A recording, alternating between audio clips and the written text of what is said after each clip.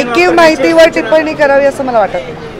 मात्र ज्या पद्धतीनं फडणवीस यांना सध्या टार्गेट केलं जात आहे विरोधी पक्षांकडून, 3 विरोधी पक्ष असताना कसं पाहते याकडे? हे पहा, आपण जेव्हा 2 पक्षाच्या वेगवेगळ्या पक्षाचं राजकारण करत असतो तेव्हा विरोधी पक्ष आपल्याला हार घालून सत्कार करेल अशी अपेक्षा नसते. राजकारण आहे, तोंडावर निवडणुका आहेत आणि जे प्रमुख नेते आहेत, प्रमुख हा शब्द आला की त्याच्यावर बाकीच्याही गोष्टी येतात. त्यामुळे त्याच्यामध्ये मला वाटत नाही की ते जे करतायत ते त्यांचं काम करतायत. आमचे प्रमुख नेते आहेत तर ते साहजिक त्यांना टार्गेट करायचा प्रयत्न करतील, आम्ही त्याला उत्तर देऊ.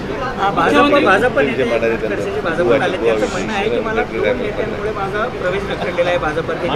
काय वाटतं तुम्हाला? ते काय जे म्हणले त्याच्यावर काय बरं, माझं एक स्पष्ट तुम्हाला सगळ्या मीडियांना प्रत्येक 10 मिनिटाच्या बाईटवर हे सांगणे, अमुक माणूस काही म्हणला, तमुक माणूस काही म्हणला, ह्याच्यावर मी माझ्या राजकीय जीवनात कधीही टिप्पणी करत नाही.